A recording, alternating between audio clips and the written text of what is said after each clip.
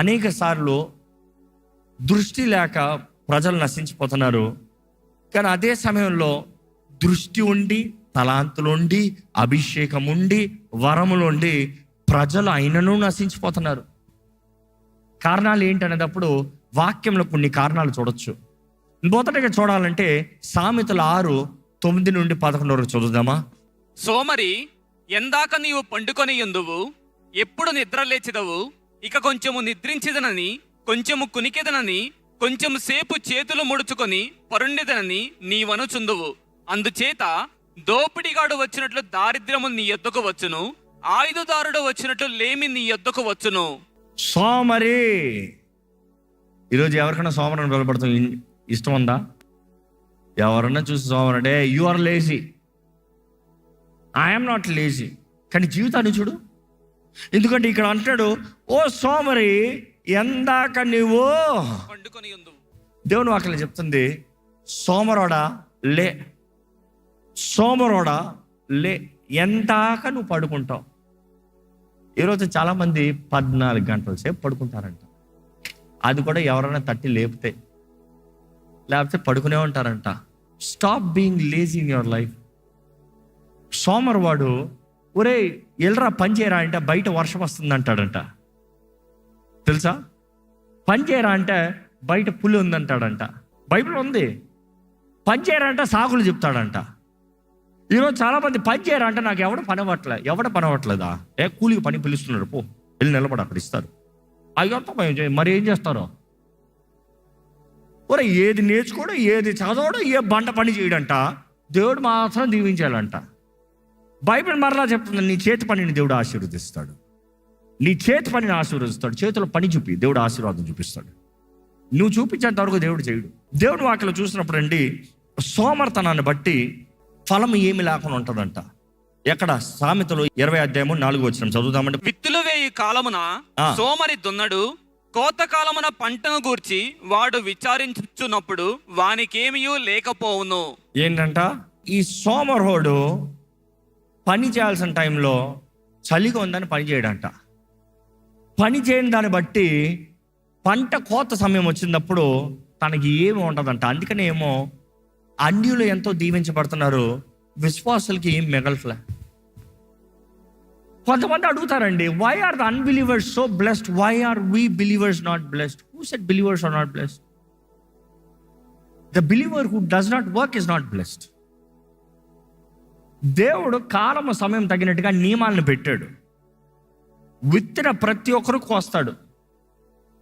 అంటే పని చేసిన ప్రతి ఒక్కరికి దీవెన. నువ్వు పని చేయవు, నువ్వు విత్తవు, నువ్వు ఏది చేయవు, కొయ్యాలని చూస్తున్నావు. ఏంటి కోసేది? ఈరోజు చాలామంది వాడు ఒక లోకస్తులు దేవుడిని ఎరగడం వ్యక్తి కష్టపడుతున్నాడు, పని చేస్తున్నాడు, కాలం సమయం తగినట్టుగా బుద్ధి తెచ్చుకుని జ్ఞానంతో జీవిస్తున్నాడు. నువ్వు అంటున్నావు, నీ విశ్వాసం దేవుడు నాకు చేస్తాడు. సోమర్తనం, నీ సోమర్తనం. If you are a child of God, live as for the honour of God. దేవుని మహిమ కొరకు బ్రతకండి. నీవు ఏది చేసినాను దేవుని మహిమార్థమై చేయండి. నీ సమయాన్ని సద్వినియోగపరచండి. మొదటి సోమర్తనాన్ని బట్టి జీవితంలో మనుషుడు ఏది సాధించలేడు. రెండోది ఏంటంటే భ్రమ.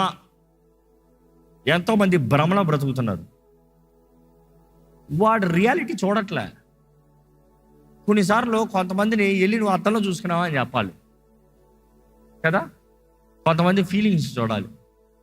వారు the most handsome in the world, so beautiful in the world. కానీ రియాలిటీ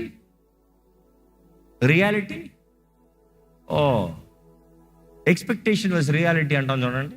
అట్లా ఎక్స్పెక్టేషన్ ఆఫ్ రియాలిటీ చూసినప్పుడు రియాలిటీ వాడు కష్టపడి అటెంప్ట్ చేస్తాడు.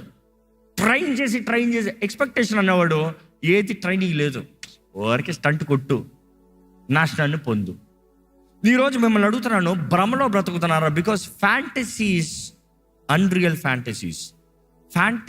ఫ్యాంటసైజ్ అన్న మాటే దేవునికి విరోధమైంది, అపవాదికి సంబంధించింది. అపవాది ఫ్యాంటసీలు కలుగు చేస్తాడంట. చాలామంది పడుకుంటానికి ఇష్టం కారణం ఏంటంటే వాళ్ళకి డ్రీమ్స్ వస్తాయంట. ఏంటి? Fantasy dreams. నేను పెద్ద ఇంట్లో ఉన్నట్టు, నేను పెద్ద కారు నడిపినట్టు, నేను పెద్ద సీఈఓలాగా అయినట్టు నాకు కళలు వచ్చాయి. ఏం చేస్తున్నావురా? పడుకునే ఉంటా. అవుతాడు ఎప్పటికన్నా? You see you got to be accountable in life, grow in life, stop fantasizing. దేవుడు వాక్యలో చూస్తానండి, సామెతలు 28:19 ఒకసారి చదువుదామా? తన పొలము సేద్యము చేసుకొను వానికి కడుపు నిండా అన్నము దొరుకును, వ్యర్థమైన వాటిని అనుసరించు వారికి కలుగు పేదరికము ఇంతింత కాదు. ఇంగ్లీష్ లో చాలా చక్కగా ఉంది. Those who work their ground will have abundant food. Bible చెప్తుంది ఇది. ఎవరైతే పని చేస్తున్నారో సమృద్ధి ఉంటుందంట. కానీ అదే సమయంలో but those who chase fantasies, you see that is a word fantasy. అక్కడ ఈ భ్రమలో ఈ ఊహల్లో ఉండేవాడు ఏముంటుందంట, will have their fill of poverty. దరిద్రతలో ఉంటాడంట, దరిద్రత మిగులుతుందంట. సో ఫ్యాంటసైజ్ చేసేవాడికి దరిద్రత ఉంది, కానీ దేవునిలో ఉన్నవాడు పని చేస్తాడని తెలియజేయబడుతుంది. మూడోదికి చూస్తే బద్ధకత్వం. సామెతలు 19:15 చూసినప్పుడు సోమరితనము గాఢ నిద్రలో పడవేయును. ఇక్కడ సోమరి అని రాయబడి ఉంది, కానీ అగైన్ బద్ధకము అన్న మాట ట్రాన్స్లేషన్ చూస్తున్నాం. సోత్ఫుల్నెస్. ఎస్, సోమరి వాడు పస్తు పడి ఉండును. ఇంగ్లీష్ లో మరలా ఐడిల్ సోల్, వ్యర్థంగా ఉన్నవాడు ఆకలితో మిగులుతాడంట. నెక్స్ట్ చూస్తున్నాం సామెతలు 15:19. సోమరి మార్గము ముళ్ళ కంచ, యథార్థవంతుల త్రోవ రాజమార్గము. సోమరి మార్గం ఎలా ఉంటుందంట? ముళ్ళ కంచ. సోమరోడి జీవితం ఎప్పుడు కాంప్లికేటెడ్గా ఉంటుందంట.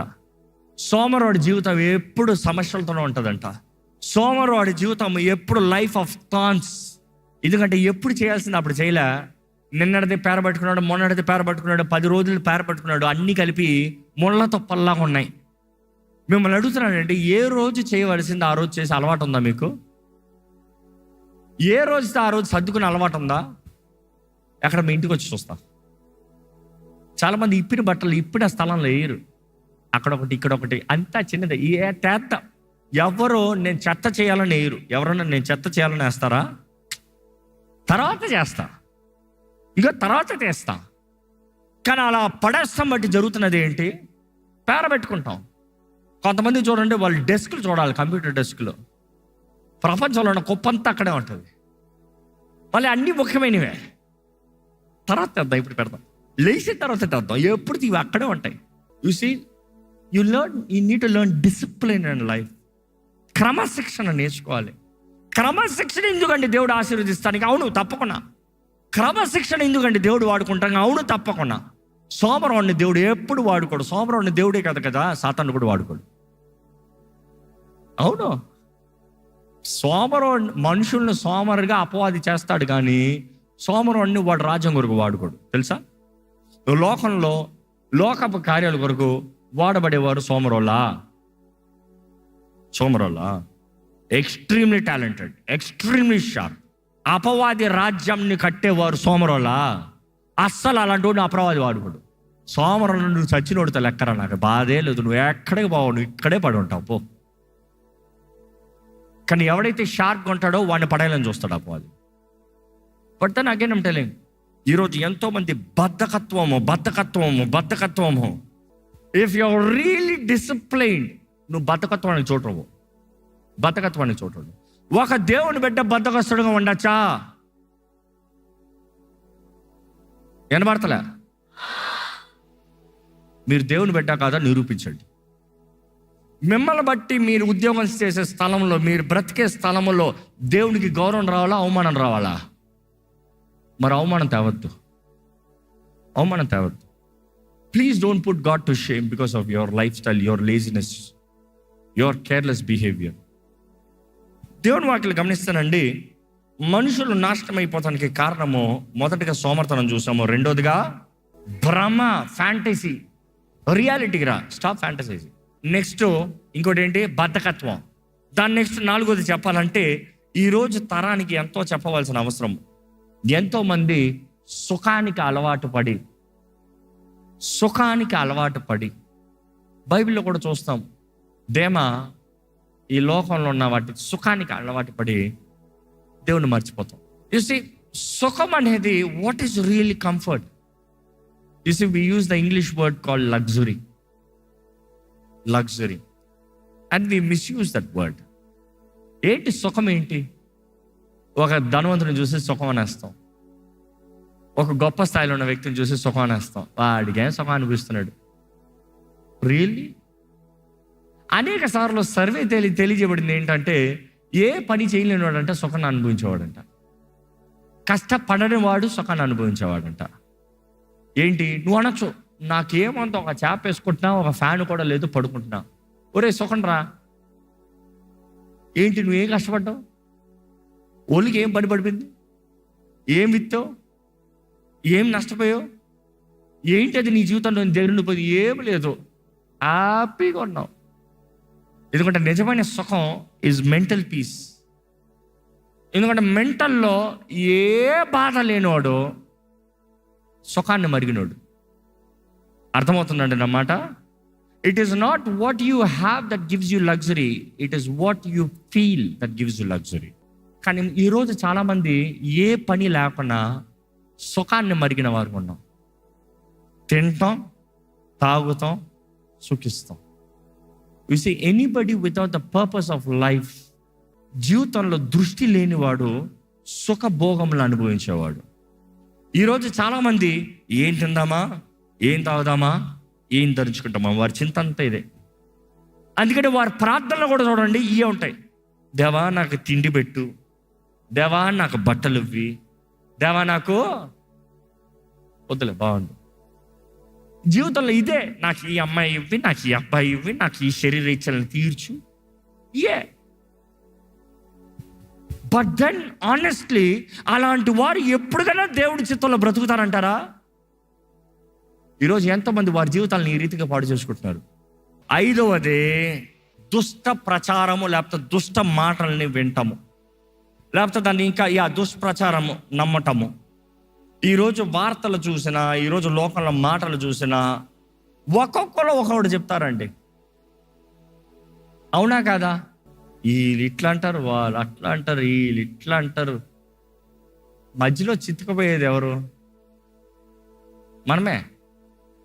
ఏంటి చిత్తుకుపోయేది? తల పగిలిపోతుంది. వీళ్ళు ఇట్లా అంట, వీళ్ళు ఇది చేశారంట, వీళ్ళు అది చేశారంట, డామ్ డిమ్ డామ్, వీళ్ళు ఇదంట, వీళ్ళు అదంట, వీళ్ళు డిష్ డిష్ డిష్ డిష్. ఇద్దరికి నాకు ఎట్లా కనబడుతుంది? ఇక్కడ ఒక గుద్దు, ఇక్కడ ఒక గుద్దు, ఇక్కడ ఒక గుద్దు, ఇక్కడ ఒక గుద్దు. ఇప్పుడు ఏమవుతుందో తెలుసా మనుషుడికి? రేపేమవబోతుంది? కలవరం. కలవరం. ఎప్పుడన్నా నీలో కలవరం కలుగుతుందంటే అపవాది పనిచేస్తున్నాడని జ్ఞాపకం చేసుకో. ఈరోజు ఒక గోల్డెన్ అడ్వైస్ ఇస్తానండి. జీవితంలో అతి విలువైనది ఇస్ యువర్ పీస్, నీ సమాధానం. అపవాది నెంబర్ 1 టార్గెట్ ఏంటంటే నీ సమాధానాన్ని పాడు చేస్తానికి. అపవాది టార్గెట్ ఎప్పుడు మన జీవితంలో మన పీస్ పాడైపోతే చాలామంది ప్రార్థన చేయరు. కారణం ఏంటి? మనసు బాగాలేదంటారు. అరే మనసు బాగుందప్పుడే కదా ఎక్కువ ప్రార్థన చేయాలి. నువ్వు మనసు బాగాలేదని ప్రార్థన చేయకపోతే ఎట్లా? కుటుంబ ప్రార్థన అంటే దెయ్యం దొరతాడు. ఎట్లా? అంతసేపు చాలా చక్కగా ఉంటారు, బలి ఉంటారు, కాబట్టి బయటికి వెళ్తారు, షాపింగ్ చేసుకుంటారు, తింటారు, అన్నీ అవుతుంది, వస్తుంది. ఇంటికి వచ్చి ప్రార్థన అనేటప్పుడు పుస్తకం ఎగురుతుంది. నువ్వు చేయి, నేను చేయట్లేపా, నువ్వు చేయి, నా మనసు బాల. I'm not a hypocrite you know అంటారంట కొంతమంది. ఏంటి నేను వేస్తారని ఏం కాదు, ప్రార్థన చేస్తాను కదా. అర్రే ప్రార్థన మనసు బాగున్నప్పుడు చేస్తాం, వేస్తారా? ప్రభా బుద్ధి లేదు ప్రభా, నాకు బుద్ధి తెచ్చే ప్రభా అని అడుగు ప్రార్థనలో. You see we don't pray when you are upset. Devil knows that. And అక్కడే అపవాది దాడి చేస్తున్నాడు. నీ సమాధానాన్ని పాడు చేసి నిన్ను ప్రార్థన లేకుండా చేస్తాం. నీ సమాధానాన్ని పాడు చేసి నీ జీవితాన్ని పాడు చేస్తాం. ఈరోజు మిమ్మల్ని అడుగుతున్నానంటే, మీ జీవితంలో సమాధానం ఉందా? మీ జీవితంలో సమాధానం ఉందా? Because I learn one thing, when you're at peace, నువ్వు దేవుడితో ప్రార్థన చేసుకుని దేవుని సన్నిధిలో బాగుండి నీ జీవితంలో ఒక దృష్టి కలిగి నువ్వు చేయాల్సిన పని ఎరుగున్నప్పుడు నువ్వు ఎవరితో టైం వేస్ట్ చేసుకో. నువ్వేం చేస్తావు తెలుసా? నేను చేయాల్సింది నాకున్న టైంలో నేను ఫాస్ట్గా చేయను. నా చేయాల్సిన పని ఎక్కువ, నా ముందున్న పని ఎక్కువ, నాకున్న సమయం తక్కువ. ఈరోజు సాధించాలి. ఈరోజు మీకు చెప్తున్నానంటే, మీ జీవితంలో దృష్టి కలిగి if you can prioritize your life by all means protect peace. సమాధానాన్ని కాపాడుకోండి. నీ కలిగినంతటిలో నీ సమాధానాన్ని కాపాడుకో. నీ సమాధానాన్ని కాపాడాల్సింది ఎక్కడ? సమాధానం ఎక్కడ ఉంటుంది అది తెలుసుకోండి మీరు, మీ హృదయంలో. బికాజ్ నీ ఎమోషన్స్ అన్నీ ఎక్కడ ఉంటాయంటే నీ హృదయంలో ఉంటాయి. Your heart is the hub of emotions. అందుకని బైబిల్లో చూస్తే చక్కగా ఒక మాట రాయబడి ఉంటుంది. Let me read up this word. Proverbs 4:23. నీ హృదయములో నుండి జీవదారులు బయలుదేరును. నీ హృదయములో నుండి జీవదారులు బయలుదేరును. కాబట్టి అన్నిటికంటే ముఖ్యముగా నీ హృదయమును భద్రముగా కాపాడుకొనుము. అన్నిటికంటే ముఖ్యముగా నీ హృదయాన్ని కాపాడుకో. నీ హృదయం నుండి జీవదారులు వెళ్తున్నాయంట. అన్నిటికన్నా ముఖ్యంగా ఏం కాపాడుకోవాలంట? నీ హృదయం. హృదయం అనేటప్పుడు మరలా కొంచెం టెక్నికల్గా మాట్లాడుతున్నాను, మీకు అర్థం అవ్వాలని. ఈ మాట చాలాసార్లు ఎక్స్ప్లెయిన్ చేశాను. We talk about psyche. What is psyche? It's not just your mind.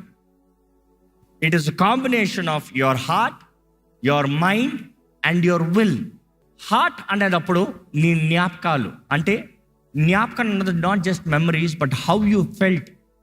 వారు నన్ను బాధపరిచారు, ఆ బాధ, ఆ చేదు అనుభవం. కొంతమంది పేర్లు ఎత్తుతూనే మంట వస్తుంది, కొంతమంది పేర్లు ఎత్తుతూనే జాలి కలుగుతుంది. అవన్నీ నీ హృదయంలో ఉంటాయి. అదే సమయంలో హృదయంలో ఆనందం కలుగుతుంది. నీలో ఆనందం కలుగుతుంది అంటే నువ్వు నవ్వుతున్నావంటే, నువ్వు సంతోషంగా ఉండగలుగుతుంది. జాయ్ నీ హృదయంలో ఉంటుంది.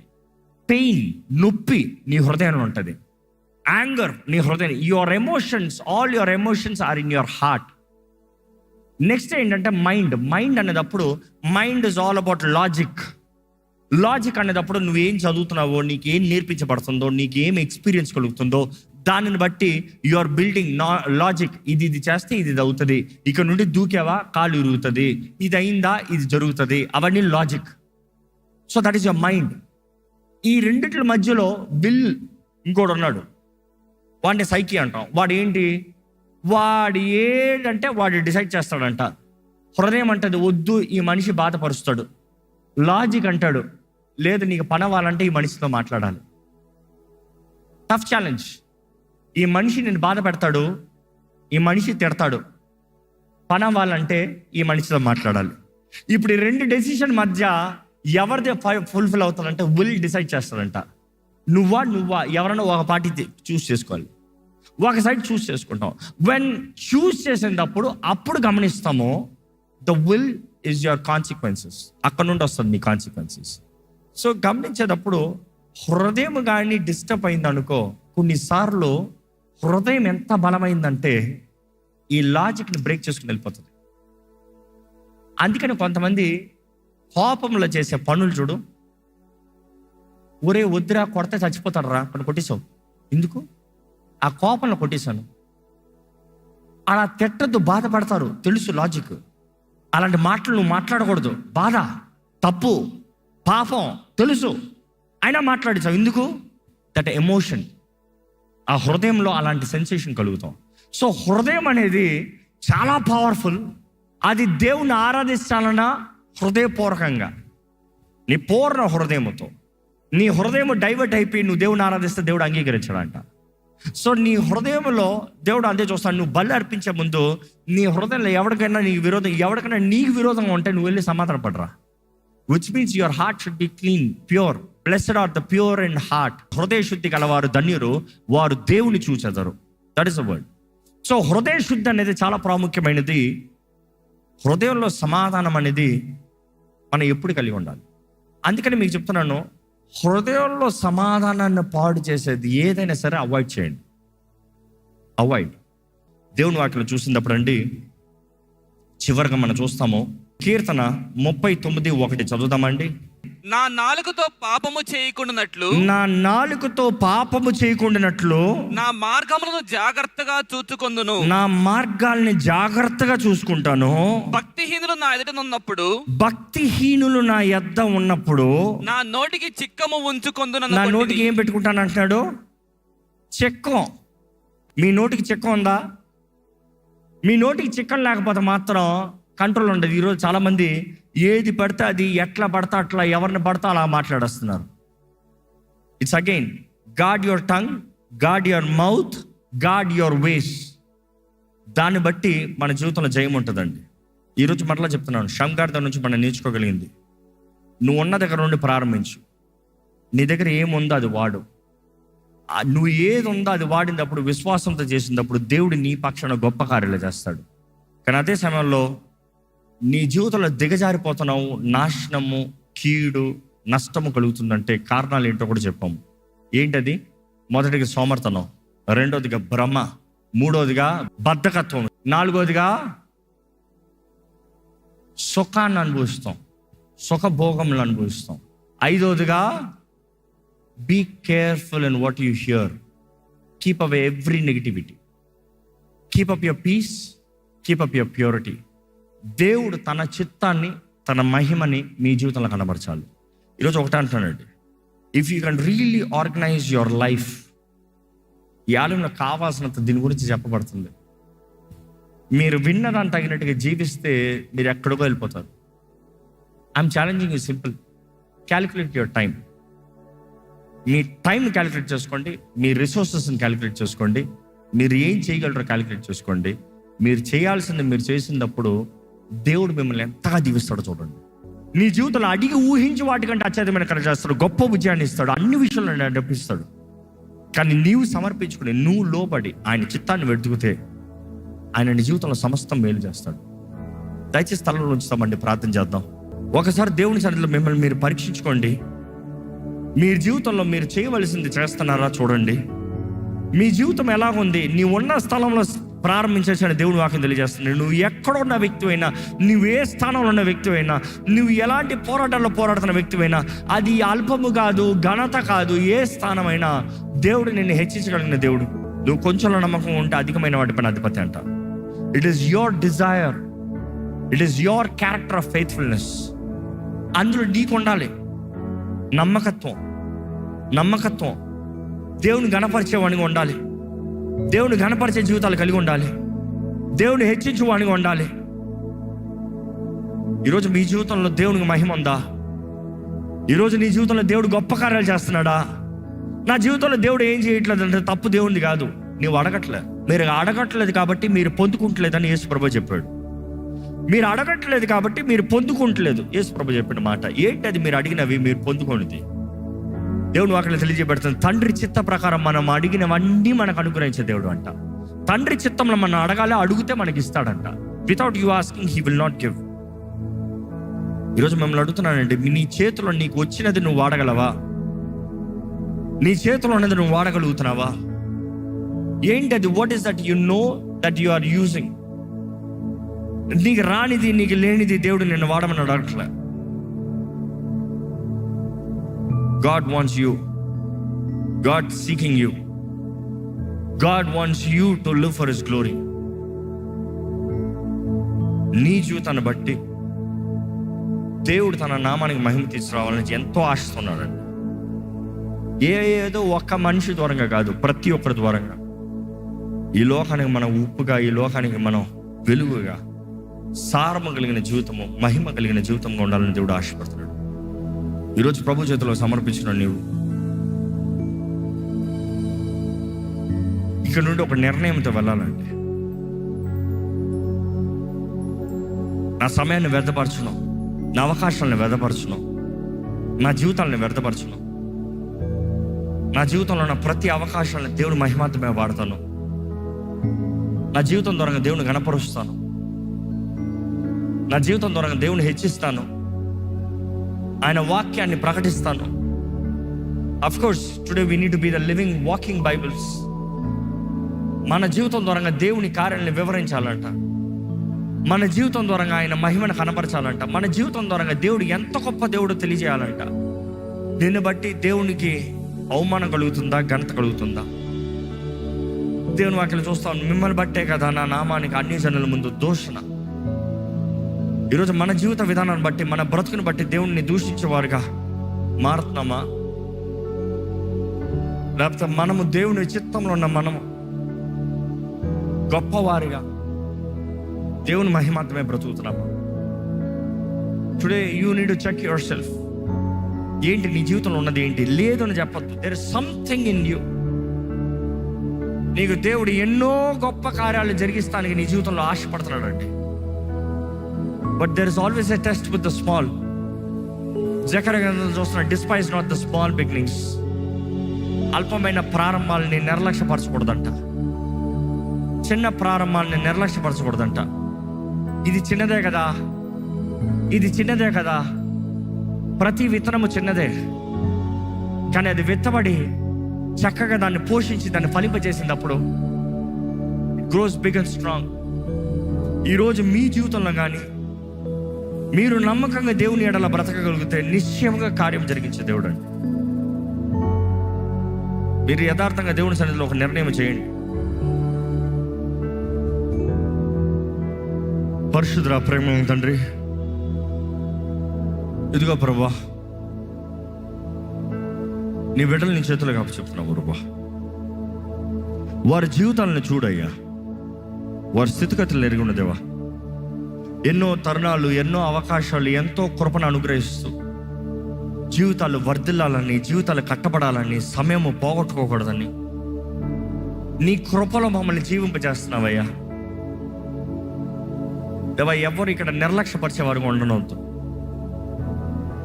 దృష్టితో ముందుకు సాగాలి, గొప్ప కార్యాలు నీ కొరకు చెయ్యాలి, ఆశతో ప్రతిదినము బ్రతకాలి. ఓటమి అనుభవించిన వారు వారి బలహీనతల్ని పరీక్షించుకుని నీ పాదాలను పట్టుకుని క్షమాపణ అడిగి క్రమశిక్షణతో, నీ వాక్య జ్ఞానంతో, నీ ఆత్మశక్తితో, ప్రార్థనాత్మతో, జయముతో జీవితంలో ముందుకు సాగాలయ్యా. ఎదిగే జీవితము దయచే, వర్ధిల్లే జీవితాన్ని దయచే. దేవాన్ని వచ్చినప్పుడు మా జీవితం గురించి లెక్క అడుగుతావయ్యా. యేసు ప్రభా, ఈ మాటను మరలా తెలియజేసావయ్యా, మరలా తెలియజేసావయ్యా. ఈరోజు మా అందరి జీవితాల్లో అకౌంటబుల్ లైఫ్గా చేయి ప్రభా, డిసిప్లైన్డ్ లైఫ్గా చేయి ప్రభా. మా సమాధానాలను పాడు చేస్తున్న కార్యాలను చూడు ప్రభా. గ్రహించుకున్న నీ ఆత్మ జ్ఞానాన్ని దయచేయి. గ్రహించుకునే జ్ఞానంతో బ్రతికే జీవితాలను మాకు దయచేయి. Teach us to handle every situation right. Help us to live for the purpose, Lord. What really matters. దేవా, మా జీవితాలు నిన్ను ఎత్తిపెట్టేవారుగా, నిన్ను గణపరిచేవారుగా, నిన్ను మహిమపరచు సాక్షులుగా చేయమని వేడుకుంటూ, ఈరోజు విత్తన వాక్యాన్ని ముద్రించి ఫలింప చేయమని, ఇక్కడ నుండి వెళ్ళేవారు వారి జీవితంలో ఈ వాక్యాన్ని అనుభవించి దాని తగినట్టుగా సఫలత ఫలంను చూసే భాగ్యం, ధన్యత దయచేయమని నజరేయుడైన యేసు నామములో అడిగి వేడుచున్నాం తండ్రి, ఆమేన్.